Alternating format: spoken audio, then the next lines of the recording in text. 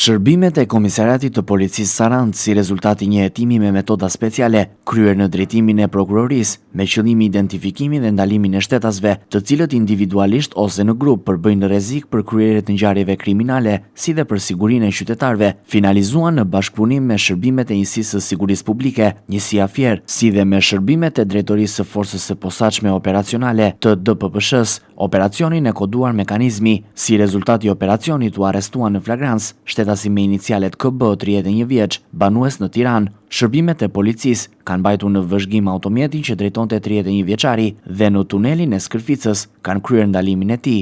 Nga kontrollet në automjet u gjetën të fshehura në dysheme 4 armë zjarri, pistolet, që dyshohet se janë trafikuar në Shqipëri në pjesë dhe janë montuar më pas me qëllim shitje në një grup kriminal në Sarandë. Hetimet vijojnë me qëllim identifikimin dhe nxjerrjen përpara përgjegjësisë penale të shtetasve të tjerë të përfshirë në këtë rast. Materialet procedurale ju referuan prokurorisë për veprime të mëtejshme.